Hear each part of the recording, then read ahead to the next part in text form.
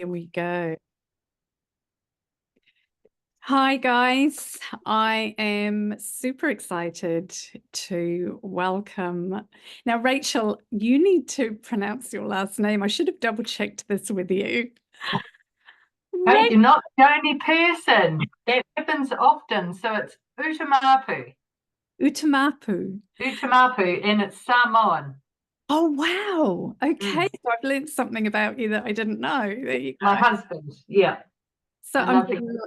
delighted to have you on board today. It's thank you so much for accepting this invitation. We met how long ago? Oh my goodness, years and years ago. Now to be what, five, It's six got to be 5 years. more? Yeah. Yep, yep, I think it was originally through the Women in Fens group. yes, And then then I did the training with the Fire Awareness Intervention Program, which was, from memory, was that your baby? Was that? yes, yes, absolutely. Yep, that's right. And here we are today. And yeah, it's super exciting to have you here. So I'm going to just literally hand over to you. Um, it- I, the whole idea of these interviews has been to share with my membership group women that I have met who have inspired me or are doing inspirational stuff. And I have just been amazed at the list once I actually start thinking about it. And what I'm actually doing is really handing it over to you to share a bit about your background, share what you've been doing. I know you've had some amazing achievements recently, and I hope you will share that, and I will prompt you if not. So yeah, over to you.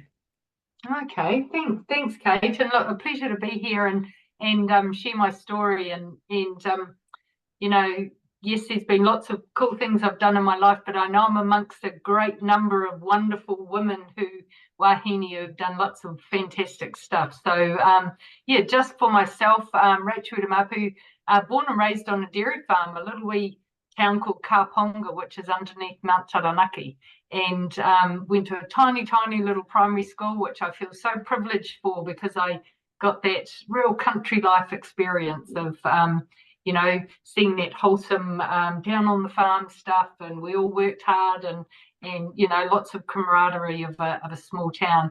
And then I left school, and I say I did what I wouldn't let my children do. Is I left school at 15, and I became a hairdresser. And I left school and I got an apprenticeship, and I got through my hairdressing apprenticeship really quickly. And by age 18, I was managing a hairdressing salon and then worked in a couple of salons. And I've sort of been this type of person that does something and then goes, what's next? And so I'd been hairdressing for quite a number of years. I think I was actually on the shop floor. I was on the shop floor, I think, hairdressing for well over 10 years, and then decided actually I'd like to do a little bit more. So I became a hairdressing tutor. So I was fortunate enough, timing was everything, and I managed to get this role teaching at a tertiary institute. So I then taught hairdressing for 10 years at this polytechnic, and that was a wonderful part of my life where I got to influence other young wahine and young men as well, and really kind of bring them along on a journey of developing them and seeing the world for this great, wonderful, emerging thing that it is. So, and hoping that people sort of, took my advice and my learnings and then actually went on and did some stuff for themselves, which is really neat. And so once again, after about 10 years teaching at the Polytech, then there was another what next? And that's when I decided I wanted to join the emergency services. So I joined the fire service as a firefighter. So I went from being a hairdresser 1 week. The following week, I went on my recruits course to become a career firefighter. And what that means is that firefighting was my job. So I quit my Polytech job and I become the first female career firefighter in New Plymouth, at New Plymouth Station. So I was in 125 years of the station's history, I was the first female. So there Wow. was a big challenge there because I didn't realise that nobody at that station actually wanted me there. So that was a challenge that I didn't realise until I actually passed my recruits course and ended up on station. And then I started wondering, why is nobody's talking to me? And it was all very interesting. But I guess ignorance is bliss, because I didn't know this. And had I known that's how everybody felt about me, I don't know if I would have had the confidence to carry on. So I just carried on and did something that I think is a foundation of the way I live my life, as I built relationships. And I got to know people for what they bring, and then I let them get to know me. And then they realised that I wasn't either their mother or their wife telling them what to do. I was there because I wanted to do the job too.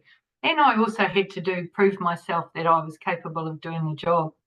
But what we all learnt about each other along the way is the benefit of having that diverse lot of people together, is that's where the magic occurs. So, you know, they learnt that actually women bring such differences to the role that they wouldn't consider, and that's actually good. And the end result is our community, which is our customer. They're the ones who benefit. So yeah, which is really neat. And during that time, so I was sat on the fire trucks as an operational firefighter for 15 years. During that time, I got into a whole lot of other, I guess, subjects within firefighting. One of them was juvenile fire setting, and that's when I met Kate, or previous to that in the Women's Network. But then I met Kate because we have this program that deals with children and adolescents who light fires, and it's a really lovely program, and it's supportive and educational, and so I got into being a practitioner and doing that for my community. And then of course the What Next came, and then I become the national trainer for it. So anyway, that's another side story. But it was interesting going from being a hairdresser to on as a firefighter. So for me, I needed to fit in. So fitting in meant I no longer looked like a hairdresser. So I then, you know, the hair was never done, or not never done, but, you know, I changed me. And a little way, you know, once I think I'd been firefighting for a year or two, it was like, oh, I really missed that part of my life. So, you know, 20 years in that industry. And I found out about an organisation called Look Good Feel Better. My auntie had been going through cancer treatment, and she told me about this lovely workshop that she went through that, you know, she said she had a wonderful time at. And I'm like, oh, what is this workshop? And it's called Look Good Feel Better. And what we do is we provide wonderful free makeovers and these classes and supportive sessions to women that are going through cancer treatment. And so, of course, Rachel does what Rachel does, is I emailed them, I think, and said, hey, look, I'd love to be a volunteer, and in Taranaki, I'd love to do this. And then they rang me and they said, yep, that would be really good. You'd be great for a volunteer because you've, you know, been in the beauty industry, and so that would work really well. But our tutor's leaving, so would you like to run it? And so then it was like, yeah, why not? And so then that sort of, that became, and it's become a huge part of my identity, I guess, because I've been doing Look Good Feel Better, facilitating Look Good Feel Better sessions since 2009. And so, yeah, so it's a long time. And actually now it's just part of the fabric of me, of being able to do these wonderful classes with these fabulous people who, you know, need that extra support, and to see them come along to these classes and share these learnings, but also that I guess the love and the empathy in the room, and it's really, really neat. So and what we actually did in Taranaki, we ran some men's workshops as well, because it's always been really important to me to ensure that we include everybody. So we tried running some men's workshops. It's really hard getting our men in the door, because they don't do things like we do. They tend to like to you know, be inwards and not walk quite so much. But we ran some workshops for men, but now we're doing the men's workshops online. And so I've facilitated the men's workshops online. And we also do some question and answer Q&A sessions online that I facilitate as well. So it's become, you know, a big part of big part of what I do. And then I guess, you know, if we progress through quite a few more years up until, say, about 5 years ago, myself and 2 other hairdressers, we took over a business doing wigs for our cancer patients. So we ran it as a not-for-profit. We had amazing support from our community, which meant our premises and all our facilities were paid for. So we were able to deliver this service for our ladies and some men who needed wig services. So that's been another lovely part. And that was called the New Hair Project. And we've just recently, and it's been after over 5 years, we've actually just recently now had somebody else take it over, and they're carrying on that wonderful New Hair Project. And it lines up with Look Good, Feel Better. So I do my Look Good, Feel Better workshops, and it lines up lovely with the wig services as well. So I guess now, in terms of what I do now, is I've hung up my boots, my firefighting boots now, Kate. They're permanently hung up and in the cupboard now. And so for the last 5 years, I've been doing, I guess, what we call riding a desk. So I did 3 years in the women's development role. So I was the national manager of women's development. And then I moved into a more of a community role here in Taranaki, and I was the community risk manager, which was a fabulous job. And it was a really neat job for taking care of our community risk and what our community need to be safe. And then about 2 years ago, or just under 2 years, I've taken up another national role. Now I'm what we call operational standards manager, which asked me 18 months ago what that meant, and I couldn't have told you. But now I have a variety of portfolios that sit within my work stream, and one is I manage all of our uniform and PPC for the fire service. So 14,000 firefighters out there or people in our org that I effectively clothe. So I'm in the rag trade, I guess you could call it. And then with that, there's these requirements and standards that go with that to making sure that everything we do has a standard attached. So and then I also manage aviation for FEMS, fire and emergency as well, which and I've got the National Fleet Advisor working for me too. But what I say is I'm the person who manages the people who do all the magic. So I'm lucky enough to have a wonderful team that does some fabulous work, and I get to enable them to do their roles. So I guess that's me kind of like right now. And as I say, I mean, there's always a what next, but I guess the big thing for me is to always look at the exciting part of life is the what next, you know, because it was always something next. And as we get older and change and morph into different human beings, I think our interests change and you know, but I just think that we never stop. It's really exciting. So I've got 2 adult children aged 26 and 22 who, Kate, have just left and moved. They're both living in Australia. Oh. So it's a way different life that those young men of ours are now both living in Australia and doing fabulously. So our focus has kind of like gone from taking care inwards to actually now they're out there and it's supporting them as they go on their life's adventures, which is really neat. Yeah, and I really relate to that, you saying about the what's next and needing that change. And funnily enough, it came up with a client of mine recently who said when she looked at my website, she said, God, that woman's got a lot going on. And we were talking about getting easily bored as well. And I think there's a delicate balance, isn't there, between wanting a challenge and actually getting fed up with what you're doing. Yeah, 100%. And also, I think too, giving yourself that permission to do the go slow stuff and be kind to yourself. And like in our household, we've fallen into a really lovely pattern of Saturdays. My husband goes out and he plays golf. So for 4 hours, he's gone. And then I do my puddling around the house, but then I walk long distance. So I will walk, might be 15K type thing as my, you know, that's my adventure. And God, my feet have beat footpaths all over the city. And And now I tend to do it with a purpose. So now I need to go to that shop and I always walk with a backpack. So I'm probably known as the backpack lady.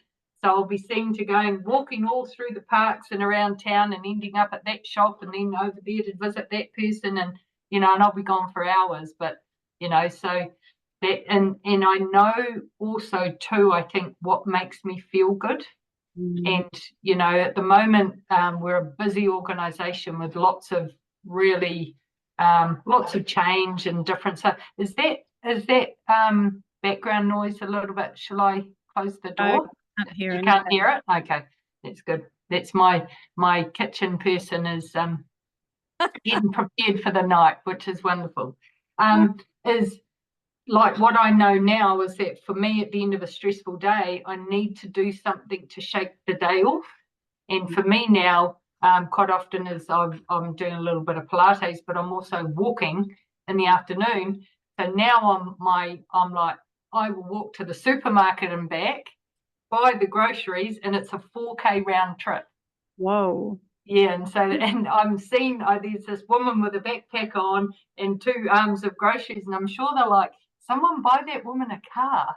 But it's like, no, this is mine. I've got my headphones on and I'm walking away. So, but that's really important to me to know and sometimes when I'm going through busy times at work, to get through, I'll start thinking about that walk and the sunshine and knowing, and then I get that good feeling to be able to go, yes, that's what I'm going to be doing, and that sort of springboards you through, because we have these times where and that's life, isn't it, really? Yep. And it's interesting because I've just come off the back of a crazy weekend attending a Tony Robbins online event, which meant getting up at 3:30 in the morning. But wow. He's a great one for what he calls no extra time, where you do things and it's from a behavioral perspective, it's stacking things. Sure. So, you're doing the shopping, you're listening to something positive, and you're exercising all at the same time, rather than doing each activity separately. Sure. Yeah. There's that fine line again between multitasking and not doing anything well, but actually making use of something that you've got to do and just what can I tack on top of that. Sure. I love that. And also the other thing that you're doing there is that pre-paving, that looking forward to something, getting right state, which enables you to deal with crap going on around you. Love it. Yeah. Now, so I guess it's an exciting journey, and sometimes I think I'm too busy and actually maybe I need to slow down or stop some things, but everything still I feel comes in phases as well, doesn't it? Yeah, we have times where we can cope with this much, but then other times the coping is, it's narrowed in a little bit. Yeah. And that brings me back to a question that I wanted to ask you about, what's kept you going? Because you've had those challenges of dealing with being the first woman and breaking through that barrier, and then, shifting your career again, and, changing roles, and that you've got the family, mother of 2 kids, and based where you are, you're not in the hub of the action. Yes. So what's kept you going, Rachel? How have you managed? I've often wondered that, and actually I guess for me, I think I would take that then back to my upbringing, where there was no option to give up type thing.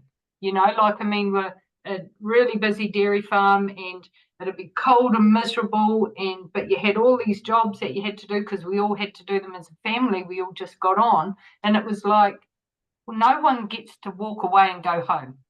You just have to keep going. So you just do, and you just carry on, and then that it comes to, it's finished. And with that is we all work hard together, and then we finish quicker, and then we all get to go inside and have a rest and eat and all of that. So I guess that, so it just, do you know the funny thing is, Kate, is that giving up never occurred to me type thing. Like it wasn't just something that was like, oh my God, this is terrible. Like there were people who I worked closely with day in, day out, like this sort of never spoke a word to me for 3 months. But it never occurred to me to go, oh my God, I can't do this. I'm not going to do this. And I don't know whether that was the right thing or not the right thing. But the other thing was is that I'd also sacrificed too much to give up, because I'd given up that really, really good job at the Polytech, which I loved. I did like, but obviously needed a change. But if I gave up, then I was in no man's land. And I was always moving to firefighting because there were so many great things that I loved about it, you know, serving my community, and shift work was actually a big deal and a big part of that, because mum of 2 young kids, to be available during the day, my life went from working Monday to Friday, although you had the holidays off, working Monday to Friday to working 2 day shifts, 2 night shifts, so that you had the 2 days free, and then 4 days off. So actually out of 8 days, I was only working for 2 days. Yeah. So, you know, like, I mean, it was, that was really important to be able to keep doing that. Because I mean, I had that luxury, and I, you know, I feel so grateful. While the kids were growing up and they were going through primary school, I was mother help, and I was in the classroom, and I was always there. And I'd pull up at the school and drop the kids off, and sometimes a teacher would come flying out and go, "Are you working today?" And I'm like, "No, we need you." "Okay, I'll go and park the car." And I went. Yeah. You know, what a cool thing to be able to have that, and for the kids to be able to see that too. And you know, and be around for the kids, and yeah. So yeah, and it's interesting now that the children are older, and they love talking about like my life and what's my work life doing, and what they're doing. And you know, we have really, now we're talking as adults about our journeys, and you know, it's yeah, it's really neat. And that's that whole communication and open, and you know, spending time with people. Yeah, and you touched on something that's really important as well when you said about your upbringing, and you know, that what you saw, which is that whole modeling, isn't it? Modeling how to collaborate, work, and that you do push through stuff. Yes. And I think we underestimate that power of other people watching and noticing, especially people that are close to us. I mean, obviously in a family, it's pretty intense, but even in our friendship circle and at work, watching how you live your life. Yeah, and it's interesting with the juvenile foster setting, there's a saying that, you know, we say,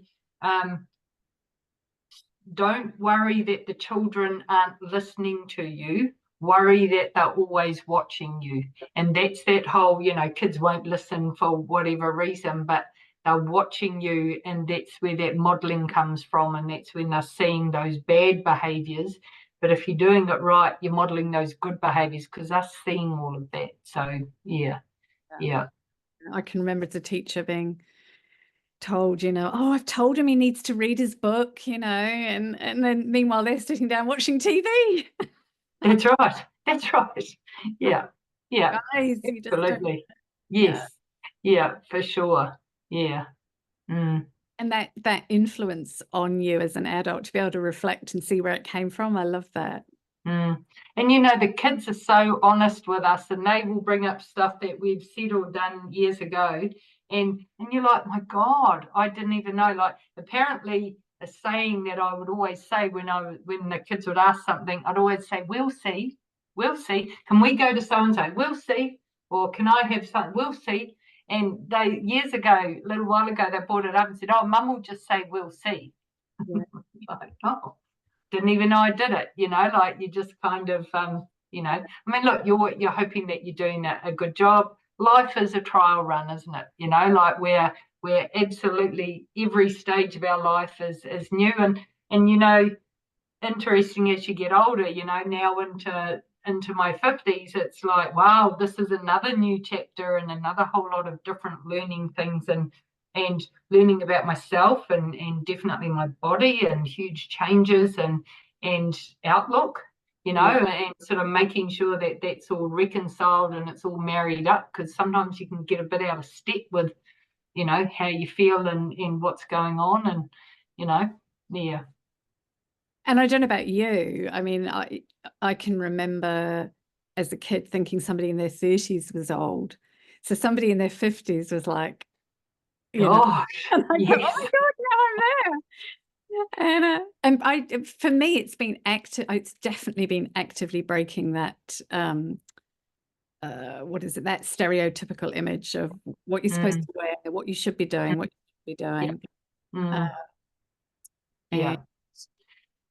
Yeah. And I think too, you know, women's health now, there's now so much information about women's health and the way we act as well. And, you know, like the effects of aging and menopause, and, you know, like, I mean, and, you know, some women have suffered so severely, and yet people would think that's a behavioural thing, but actually it's your inner workings is just so out of whack. And, you know, and I feel that there's so many injustices out there for people that haven't either been able to advocate for themselves or have anybody to inform them, and so they just don't know, and all things can go crazy, and you know, Yeah, definitely. And I think that's something that, I mean, when I was working in my professional capacity and now as an online coach, even then I will say to people, it's get your health checked out before you start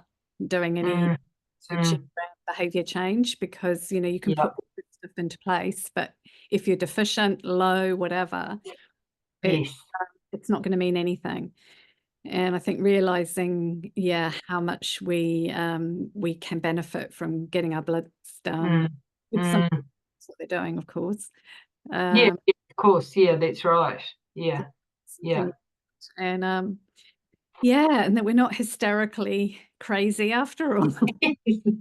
I mean, perhaps a little bit, and a little bit of that's fine, but, you know, it's that feeling of out of control, that you're just not in control, but you're doing everything you can to be in control, but you just don't feel in control. And you know, that's that sort of like standing on the cliff edge type thing. It's like, I don't know how to bring this back. Yeah. Yeah.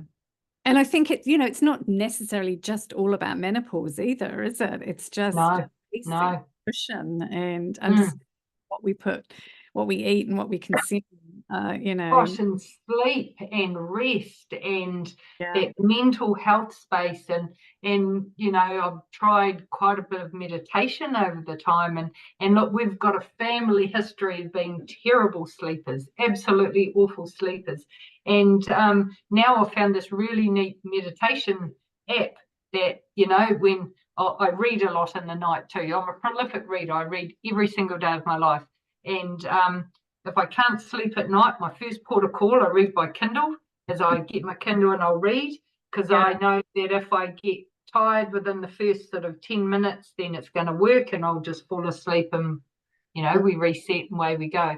If after half an hour and I'm still reading, then I'm like, no, this ain't working, and you're not going to stay up all night reading, Rachel. So then I might get my headphones and start the meditation, my little meditation app, and I can actually wake up as refreshed from listening to that, because it just is on loop play. I can wake up as refreshed from that as I can from the same amount of sleep. Wow. Yeah. That takes a lot of practice. It's you know, it doesn't always work for everybody. You've got to, so it takes a lot of practice to get yourself right into, you know, into that mode. But yeah, if anything, it's a distraction. Yeah, yeah. And you've nailed it with finding out what works for you. Yes. Although I think, you know, I have heard some people say, oh, I've tried meditation and it doesn't work for me. And I think there is a certain amount of actually needing to push through. 100%. Yeah. You've got to keep on going with it. Yeah. And I found it very hard just to sit there and do nothing. Yes. Yes, that's right. Because what is that? What Mm. even is that sitting and what is sitting and doing nothing? Like you're sitting, but you're also thinking about, oh, well, then I'll make a shopping list. Well, Yes. that's sitting there doing nothing, is it? Like sitting there doing nothing is a beautiful outlook here and it's all trees and lovely. And just to sit and appreciate that, that's just, it's, yeah. Yeah. Yeah. The other thing that I wanted to talk to you about, and I'm glad I wrote it down because it would have slipped my mind, was you have to share your exciting news, because I didn't know about this until I think I Googled you, actually, to be honest. Now, why would I have Googled you? Probably just to double check what your involvement was with the charity. But can you share your Yeah, I was awarded a QSM a couple of years ago, and it was must have been hold on, sitting up on the wall there, 2021 was awarded a QSM, and so that was awarded to me for services to my community. So that included my fire service, doing the fire setting amongst that service, as well as the Look Good Feel Better work, and also then the New Hair Project work with the WIBs for our cancer patients, so our cancer clients. So yeah, I mean, absolutely so humbled by being able to be receiving it and being acknowledged, but it's such a collective, like, I mean, nobody really works just solely on their own and achieve stuff on their own. And I like to be able to do all the different things I've done.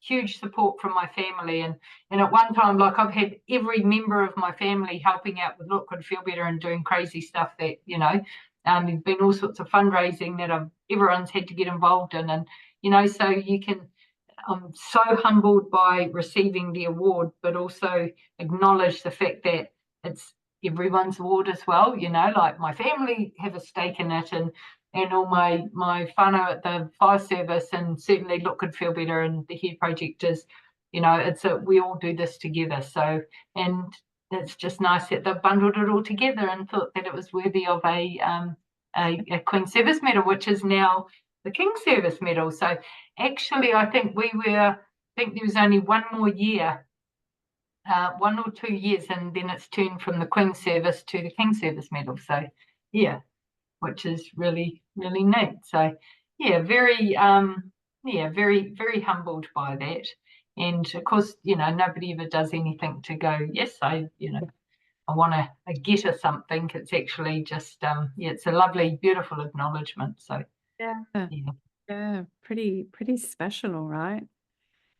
And in terms of achieving it, is it, how does that work? Is it nominations? Yeah. And so this is an interesting thing, is that people nominate you behind the scenes without you actually knowing. So all of this happened before I even knew about it. So Fire Service looked at starting the nomination and then contacted Look Good Feel Better, and they collaborated, and then the New Hair Project, they all collaborated to writing this sort of a reference, I guess, of the type of work that I've done. So yeah, that's how everybody contributes and says, yeah, this is the work that's gone on. So, and look, what a magical day to be able to go down and go down to Wellington and receive the award. It was just amazing. Had all the family there, and we had the had the award ceremony, and then that was through Patsy Reddy. She awarded the award, and then we did a fire service presentation after that. So yeah, it was amazing. Yeah, really neat. So did you have to give a speech?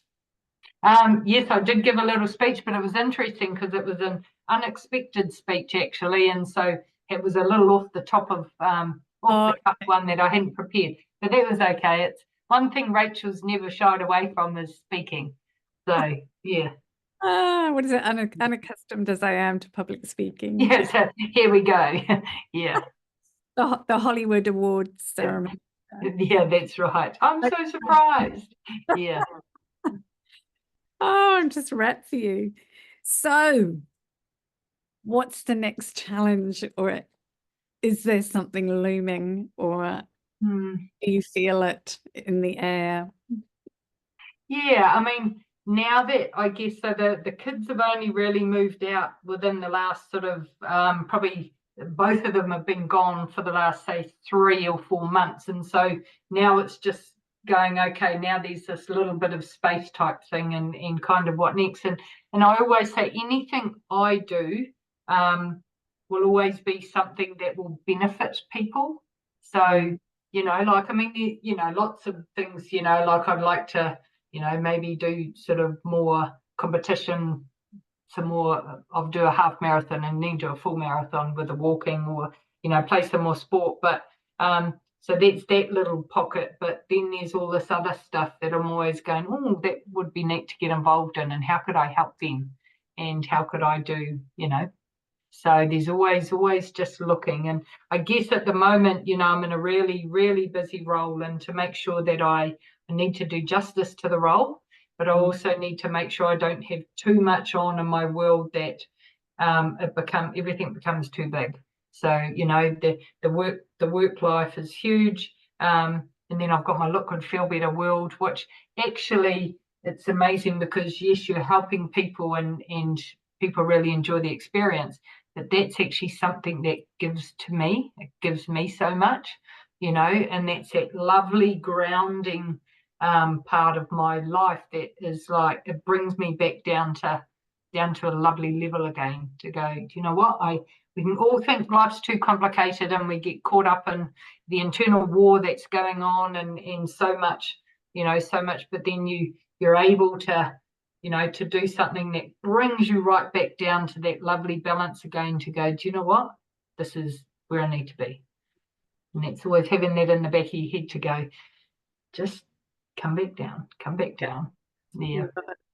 I read this thing the other day, and I don't even know where I read it. It was, if you're always trying to keep the peace or always trying to do stuff, you sacrifice maybe you end up with the internal war in your head. And I'm going, my God, that's so right. When you've got complicated things that are going on, all we do is we just have them warring away in here. And actually, when you just step away from it, it's like, oh my God, I've just taken off this really heavy suit, and now I feel so much lighter. And it's a hard thing to do, to actually step away from something and go, stop. That's enough. Yeah. Which is that letting go. And funnily enough, I was talking to a client today about that, letting go. Yes. Yeah. What does it look like, and what does it mean? And you've summed it up beautifully. And I wanted to touch on a couple of things that you talked about in terms of your, there's the charity work, and it's something that's really, I think, taken me a long time to realize, is that we actually do need to feel that we are contributing, feel fulfilled. And it's one of those counterintuitive things, isn't it? When you don't feel good, often by helping other people, just lifts you. And one of the worst things you can do is cut yourself off from other people. Sure. Yeah, for sure. Yeah. Connection. For protection, don't we? Yeah. I know self-preservation. Yeah. Mm. That when you start volunteering or helping other people, it does exactly what you said. I had this saying that I used to say to people, and some people just couldn't get it. And I'd say, you need to give something away for free. And they were like, what do you mean? Do I need to, I'm like, no, a lot of that is you and your time and your caring, or you're just giving something, and it comes at no cost. You don't expect anything back in return. It's just, you're just giving it. And that's all that's required. And that's, it's really uplifting. Yeah.